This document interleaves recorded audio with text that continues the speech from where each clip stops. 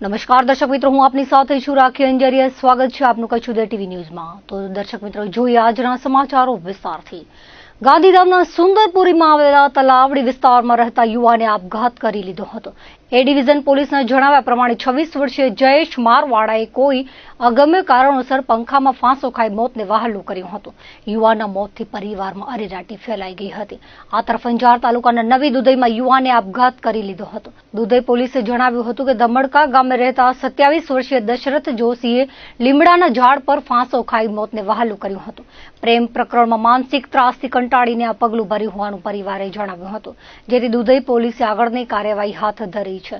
ભચાઉ તાલુકાના ચોબારી વિસ્તારમાં એકલનગર પાસેના રોડ પર અકસ્માત થયો હતો, જેમાં મોમાય મોરાના વાલજી ઢીલાના જણાવ્યા મુજબ તેમના મોટા ભાઈ બાઇક લઈને જતા હતા, ત્યારે આરોપી જીપના ચાલકે પૂરઝડપે ગાડી ચલાવી ફરિયાદીના મોટા ભાઈની બાઇકને ટક્કર મારી હતી, જેમાં ગંભીર ઇજાઓ થવાના કારણે સારવાર દરમિયાન મોત થયું હતું. જેથી ભચાઉ પોલીસમાં ફેટલ અકસ્માતનો ગુનો દાખલ કરાતા તપાસ હાથ ધરાઈ છે. વાગડ વિસ્તારમાં હની ટ્રેપના નામે રૂપિયા પડાવતી ગેંગ સક્રિય છે. ઘણા લોકો તેનો ભોગ બન્યા છે, પરંતુ બદનામીના ડરે ફરિયાદ નોંધાવવા માટે આગળ આવતા નથી. તાજેતરમાં ધાનેરામાં બનેલી ઘટનામાં તપાસ થાય તો કચ્છના ભોગગ્રસ્તોના નામ સામે આવે તેવી શક્યતા છે. મળતી વિગતો મુજબ કચ્છની સમીપે આવેલા બનાસકાંઠા જિલ્લાના ધાનેરાના વેપારીને વિડીયો કોલ કરી હની ટ્રેપમાં ફસાવી 10 લાખની માંગણી કરવામાં આવી હતી, જેમાં વેપારી 2.5 લાખ રૂપિયા આપી દીધા છતાં 5 શખ્સોએ માર મારી વધુ રૂપિયાની માંગણી કરી હતી. જે બાબતે રફિયા સિપાહી, સલીમ સિપાહી, ઇબ્રાહીમ આહોરિયા, એઝાદ મુસલા અને કાદર મુસલા સામે ગુનો દાખલ થયો હતો. ભચાઉ વિસ્તારમાંથી મળતી માહિતી પ્રમાણે બનાસકાંઠા અને પાટણ વિસ્તારના કેટલાક શખ્સો દ્વારા ભચાઉ, રાપર અને આડેસર વિસ્તારમાં હની ટ્રેપના બનાવોને અંજામ આપવામાં આવે છે, જેમાં શરૂઆતમાં મીઠી વાતો કરી પ્રેમજાળમાં ફસાવી બાદમાં બ્લેકમેલ કરી રૂપિયા પડાવવા ઉપરાંત કેટલાક કિસ્સાઓમાં લગ્ન કરી સંબંધ તોડી નાખવામાં આવતા હોવાનું પણ સામે આવ્યું છે. બદનામી થવાના ડરે ભોગગ્રસ્તો આગળ આવતા નથી. ખરેખર આવા કિસ્સાઓમાં ભોગ બનનાર લોકોએ પોલીસ મથકે ફરિયાદ નોંધાવવી જોઈએ, જેથી આવી ગેંગોને અટકાવી શકાય. ભુજના પ્રમુખ સ્વામીનગરમાં એલસીબીએ દરોડો પાડી દારૂ ઝડપી પાડ્યો હતો. આરોપી નેહાબેન લાખાણીના ઘરમાંથી અલગ બ્રાન્ડની 115 બોટલ મળી આવી હતી, જેની કિંમત 3,03,796 રૂપિયા આંકવામાં આવી હતી. પ્રાથમિક પૂછપરછ કરતા મહિલાએ આર્થિક ફાયદા માટે મુંબઈથી દારૂનો જથ્થો લાવી સ્થાનિકે વેચાણ કરતા હોવાનું સામે આવ્યું હતું, જેથી એ ડિવિઝન પોલીસમાં મહિલા સામે ગુનો દાખલ કરવામાં આવ્યો હતો. દેશભરમાં કોરોનાનું સંક્રમણ વધી રહ્યું છે. દરરોજ નવા કેસોનો ઉમેરો થઈ રહ્યો છે. કચ્છ જિલ્લામાં સતત બીજા દિવસે કોરોનાના નવા કેસો નોંધાયા હતા. ગઈકાલે વધુ 3 દર્દીઓના રિપોર્ટ પોઝિટિવ આવતા એક્ટિવ કેસોનો આંક 6 થયો છે. ઇન્ચાર્જ જિલ્લા આરોગ્ય અધિકારી ડોક્ટર કેશવ કુમારના જણાવ્યા અનુસાર બુધવારે ભુજ શહેરી વિસ્તારના 2 અને નખત્રાણા તાલુકામાં 1 પોઝિટિવ કેસ નોંધાયો હતો. કચ્છ જિલ્લામાં 2 દિવસમાં કુલ 6 કેસ નોંધાયા છે. સંક્રમિત દર્દીઓ હાલે હોમ આઇસોલેશનમાં છે અને દર્દીઓમાં ગંભીર ગણી શકાય તેવા લક્ષણો સામે આવ્યા નથી. મંગળવારે નોંધાયેલા 3 પોઝિટિવ દર્દીઓમાં સંપર્કમાં આવેલ તમામ લોકોના કોરોનાના કોઈ લક્ષણો જોવા મળ્યા નથી. બુધવારે વધુ 3 કેસ નોંધાતા આરોગ્ય તંત્રની વિશેષ ટીમો દ્વારા કોન્ટેક્ટ ટ્રેસિંગ કરવા સાથે દર્દીઓની ટ્રાવેલ હિસ્ટ્રી જાણવા સહિતની કામગીરી હાથ ધરાઈ હતી. જિલ્લામાં હાલે 800 આરટીપીસીઆર અને 200 રેપિડ કિટ ઉપલબ્ધ છે. વર્તમાન સ્થિતિને ધ્યાને લઈ રાજ્ય આરોગ્ય તંત્ર સમક્ષ વધુ કિટ ફાળવવાની દરખાસ્ત કરવામાં આવી છે. જિલ્લા આરોગ્ય તંત્ર દ્વારા લોકોને ગભરાટ રાખ્યા વગર આનુષાંગિક નિયમોનું પાલન કરવાનો અનુરોધ કરાયો છે. રાપર તાલુકાના ચિત્રોડ ગામ નજીક સામખિયાળી રાધનપુર નેશનલ હાઈવે પર એક મોટી દુર્ઘટના સર્જાઈ હતી. આડેસર તરફ જતા કેમિકલ ભરેલા ટેન્કરમાં અચાનક આગ લાગી હતી.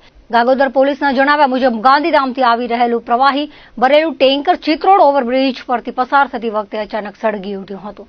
આ ઘટનાને પગલે બંને તરફ લાંબો ટ્રાફિક જામ સર્જાયો હતો. પોલીસે તાત્કાલિક ઘટના સ્થળે પહોંચીને ટ્રાફિક વ્યવસ્થાપન હાથ ધર્યું હતું. ઘટનાને પગલે રાપર નગરપાલિકા અને લાકડીયાના ખાનગી એકમના ફાયર ફાઈટરને જાણ કરવામાં આવી હતી. ફાયર ટીમ દ્વારા પાણીનો મારો ચલાવી આગ પર કાબુ મેળવ્યો હતો. સદનસીબે આ દુર્ઘટનામાં કોઈ જાનહાનિ ન થઈ હોવાનું જાણવા મળ્યું હતું. છેલ્લા થોડા વર્ષોથી કચ્છ જિલ્લા પર મેઘરાજાની કૃપા સચરાચરી વરસી છે. કચ્છના મોટા ભાગના ખેડૂતો વરસાદ આધારિત ખેતી કરતા હોય છે. કચ્છમાં સિંચાઈની અપૂરતી સુવિધાના કારણે મોટાભાગના વિસ્તારોમાં કિસાનો ચોમાસુ વરસાદ પર જ આધારિત રહેતા હોય છે. ત્યારે આ વર્ષે મેઘરાજા મન મૂકી મહેર વરસાવે તેવા વર્તારાથી 16 આની વરસાદ રહેવાની ધારણા બંધાઈ છે. કચ્છના ખેડૂતો અને સામાન્ય જનતામાં આનંદની લાગણી છવાઈ ગઈ છે, કારણ કે આ સારા વરસાદથી જળ સંગ્રહમાં વધારો થશે અને કૃષિ ઉત્પાદનને પણ વેગ મળશે. આ અંગેની વિગતો મુજબ હવામાન વિભાગે 2025ના ચોમાસાની આગાહી કરી છે, જેમાં ભારતમાં સામાન્યથી વધુ વરસાદની સંભાવના દર્શાવી છે, જે છેલ્લા થોડા વર્ષોના સરેરાશ 106% રહેશે. આ અગાઉ એપ્રિલમાં 105%ની આગાહી કરવામાં આવી હતી. સમગ્ર દેશમાં મોસમી વરસાદનો લાંબા ગાળાનો સરેરાશ 87 સેમી છે. આ આગાહી દેશના કૃષિ ક્ષેત્ર માટે ખૂબ જ સકારાત્મક સંકેત છે. આ વર્ષે ચોમાસામાં ખેતીની કામગીરી માટે વરસાદ પર નિર્ભર વિસ્તારોમાં સામાન્યથી વધુ વરસાદની અપેક્ષા છે, જેથી ખરીફ પાક જ નહીં પરંતુ રવિ પાકને પણ ફાયદો થશે, કારણ કે પાણીના સ્ત્રોતો ભરાઈ જશે. પરિણામે વિવિધ પાકોના વાવેતર વિસ્તાર અને ઉત્પાદનમાં વધારો થશે. હવામાન વિભાગે જણાવ્યું હતું કે જૂન દરમિયાન દેશના મોટાભાગના ભાગોમાં વરસાદ પડવાની ધારણા છે. મોટાભાગના વિસ્તારોમાં દિવસનું તાપમાન સામાન્યથી નીચે રહી શકે છે, જોકે રાત્રિનું તાપમાન સામાન્યથી ઉપર રહેવાની શક્યતા છે. સરકાર દ્વારા કોલેજોમાં સ્નાતક કક્ષાએ પ્રવેશ માટે જીકાસ પોર્ટલ અમલી બનાવવામાં આવ્યું છે. વિદ્યાર્થીઓએ ક્વિક રજીસ્ટ્રેશન કરી ફોર્મ ભર્યા બાદ ગુરુવારથી મેરિટ જાહેર કરવામાં આવ્યું છે. જે વિદ્યાર્થીઓએ ઓનલાઈન ફોર્મ ભર્યા બાદ વેરિફિકેશન સેન્ટર પર જઈને વેરિફિકેશન કરાવ્યું હશે તેવા વિદ્યાર્થીઓના નામ જ મેરિટ લિસ્ટમાં આવ્યા છે. મહત્વની બાબત એ છે કે ગત વર્ષે જીકાસમાં ઓનલાઈન ફોર્મ ભરાયા બાદ કોલેજોએ મેરિટ બનાવ્યું હતું. આ વર્ષે પ્રથમ વખત જીકાસ દ્વારા જે મેરિટ બનાવવામાં આવ્યું છે તેમાં પણ તમામ વિષયોના અલગ અલગ મેરિટ બન્યા છે. અનામત કેટેગરીનો લાભ દરેક વિષયના મેરિટમાં આપવામાં આવ્યો છે. ગુરુવારે સવારે પ્રવેશના પ્રથમ તબક્કામાં મેરિટ એક જાહેર કરવામાં આવ્યું હતું. વિદ્યાર્થીઓ પોતાના યુઝરનેમ અને પાસવર્ડની મદદથી જીકાસ પોર્ટલ લોગિન કરી તેમાં પોતાનો ઓફર લેટર ચકાસી શકે છે. ઘણા વિદ્યાર્થીઓનો ઓફર લેટર આવ્યા નથી, જેનો મતલબ તેમનું નામ પહેલા મેરિટ લિસ્ટમાં નથી. આ પ્રમાણે કુલ 4 તબક્કામાં મેરિટ બહાર પડશે. જે વિદ્યાર્થી પોતાનો પ્રવેશ કન્ફર્મ કરાવે તેના તમામ જગ્યાએ ભરેલા ફોર્મ આપોઆપ રદ ગણાશે, જેથી નીચેથી મેરિટમાં વિદ્યાર્થીનું નામ ઉપર આવશે. જો વેરિફિકેશન કરાવ્યું નહીં હોય તો મેરિટમાં નામ આવશે નહીં. મહત્વનું એ છે કે કચ્છમાં ધોરણ 12માં કુલ 10,770 વિદ્યાર્થી પાસ થયા હતા. સરેરાશ દર વર્ષે કચ્છ યુનિવર્સિટીના સ્નાતક કોર્સમાં 8,000 પ્રવેશ થાય છે. આ વખતે જિલ્લામાં 12,000 બેઠકો ઉપલબ્ધ હોવા છતાં પ્રથમ તબક્કામાં માત્ર 7,100 ફોર્મ ભરાયા છે. ફોર્મ ભર્યા બાદ પ્રવેશની કાર્યવાહી શરૂ થઈ છે. તેમાંથી કેટલા વિદ્યાર્થીઓ પ્રવેશ મેળવે છે તે જોવું રહ્યું. ગત વર્ષે 10,000 જેટલા ફોર્મ ભરાયા હતા, તેમાંથી 8,000 વિદ્યાર્થીઓ પ્રવેશ કન્ફર્મ કરાવ્યો હતો.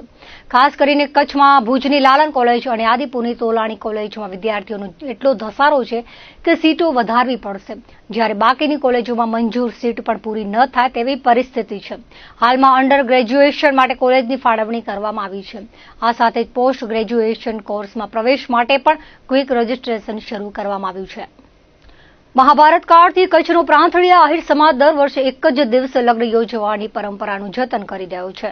અંધારી તેરસના કચ્છ પ્રાંથળીયા આહિર સમાજમાં 1,157 યુગલોએ સપ્તપદીના ફેરા ફરી વણજોયા મુહૂર્તે પર પ્રભુતામાં પગલાં પાડ્યા હતા. વૈશાખ મહિનાની અંધારી તેરસે કચ્છના પ્રાંથળીયા આહિર સમાજમાં એક જ દિવસે લગ્ન યોજવાની પરંપરા આજે પણ અકબંધ રહી છે. આહિર સમાજની બહોળી વસ્તી ધરાવતા ગામોમાં લગ્નની શરણાઈઓ ગુંજી ઉઠી હતી. સમાજના મોભીઓ વડીલોની હાજરીમાં પરંપરાગત લગ્ન વિધિ કરવામાં આવી હતી. પરંપરાગત પહેરવેશ સાથે સમાજના લોકોની હાજરીથી ગ્રામ્ય વિસ્તારોમાં કચ્છ આહિર સમાજની ભાતેગઢ સંસ્કૃતિની ઝલક જોવા મળી હતી. સમાજના વડીલો અને મોભીઓએ નવ દંપતીઓને સુખી દાંપત્ય જીવન આશીર્વાદ પાઠવ્યા હતા. અંજાર પંથકમાં લગ્નનો ધમધમાટ જોવા મળ્યો હતો. સમાજના નવનિયુક્ત હોદ્દેદારોએ નવ દંપતીઓને શુભકામનાઓ પાઠવી હતી. અમારે આહિર સમાજમાં જે લગ્ન છે એ આજે કેટલા વર્ષોની, આજે 5,500 વર્ષોની પરંપરા ચાલી આવે છે. કૃષ્ણ ભગવાનની કૃપાથી અને આજે આ ગામની એકતાથી અહીંયા જે સમાજવાડીનું નવનિર્માણ, સમાજવાડીનું જે ભવન જોઈને અમે બધા ખુશી વ્યક્ત કરીએ છીએ. સાથે સાથે અહીંયા તમામ સમાજના લોકોને ઇન્વિટેશન દે છે અને એક જ આ બધા મંડપ નીચે બધેનું ભોજન સમારંભ એક જ સાથે હોય છે, ત્યારે બહુ આનંદની વાત છે. સાથે સાથે અમારી હૃદયપૂર્વકની શુભેચ્છાઓ છે અને આજે આહિર સમાજના 1100 જેવા લગ્નો છે અને એમાં નવ દંપતીને એને સુખ, શાંતિ, સંપત્તિ મળે એવી અમે દ્વારકાધીશ પાસે પ્રાર્થના કરીએ છીએ. અને ઘણા બધા આ સમૂહ લગ્નથી આહિર સમાજને ઘણા બધા ફાયદાઓ છે અને એનું આપ અહીંયા પ્રત્યક્ષ જોઈ રહ્યા છો કે અહીંયા એક બાજુ મારી બહેનો જમે છે, એક બાજુ ભાઈઓ જમે છે અને અહીંયા સત્તા પરના બધા નવયુવાન મિત્રો અહીંયા ખડે પગે ઉભા રહી અને તમામ આવી સખત ગરમીમાં પણ અહીંયા જે સેવા આપી રહ્યા છે એ ધન્યવાદને પાત્ર છે.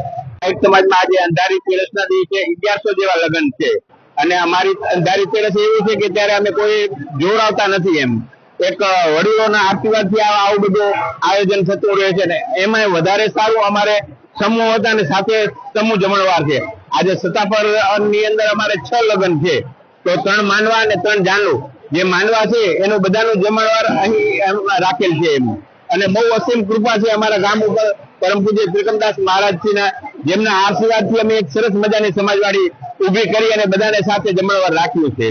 રાણાભાઈ, અમારી સમાજે લેતી દેતી સોનામાં એના ઉપર નિયંત્રણ રાખ્યું છે કે ભાઈ આપણે સોનાની લેતી દેતી ઓછી કરવી અને છોકરીઓને શિક્ષણમાં વધારે ભણે એના હિસાબે અમારી બાજુમાં એક ગોવર્ધન કન્યા છાત્રાલય પણ અમે ઊભી કરી છે. જે ગુજરાત રાજ્યમાં ન હોય એવી અમારી દીકરીઓની એમ છાત્રાલય ઊભી કરી છે.